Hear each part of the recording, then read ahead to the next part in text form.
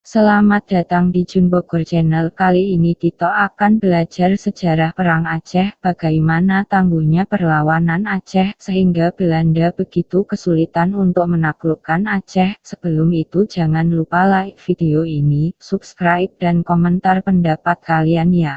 Jangan lupa bagikan video ini ke teman-teman kalian ya.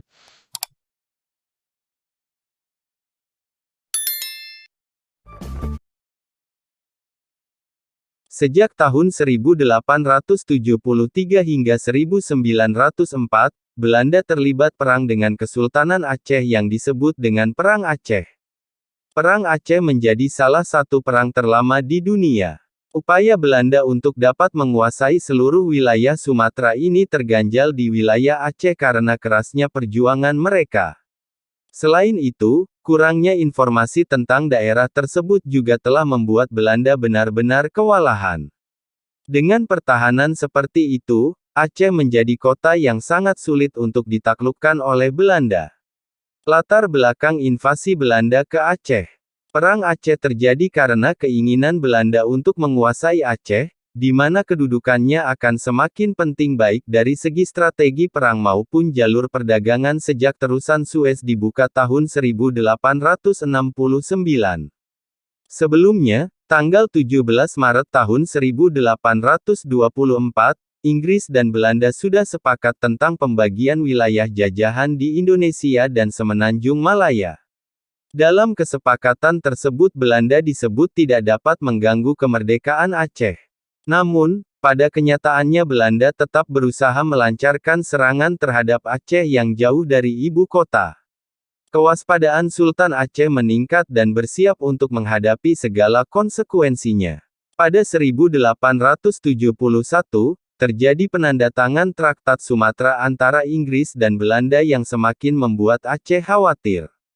Dalam perjanjian tersebut, Belanda diberi kebebasan untuk memperluas wilayah di seluruh Sumatera, termasuk Aceh.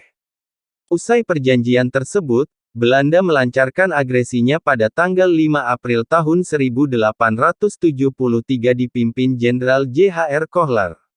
Sulitnya menaklukkan Aceh. Pasukan Aceh yang terdiri atas para ulebalang, ulama, dan rakyat terus mendapat gempuran dari pasukan Belanda. Pertempuran sengit di antara keduanya berlangsung dalam upaya memperebutkan Masjid Raya Baitur Rahman.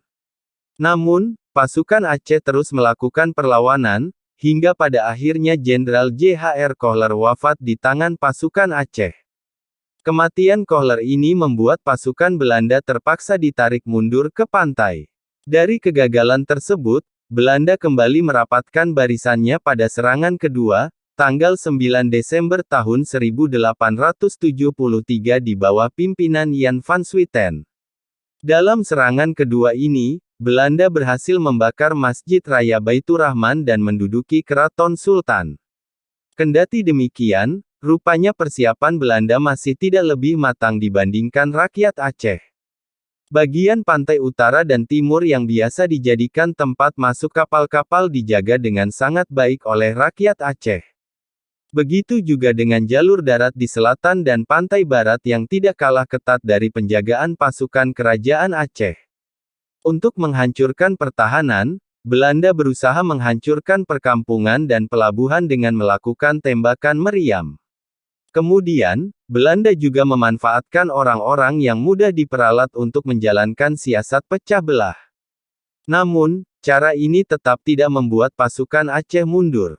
Pasukan Aceh justru semakin mempersatukan kekuatan mereka dengan semaksimal mungkin dalam melawan Belanda. Selain itu, rakyat Aceh juga tidak mudah terbuai dengan adu domba yang dilakukan Belanda. Oleh sebab itu, Aceh menjadi wilayah yang sangat sulit ditaklukkan oleh Belanda.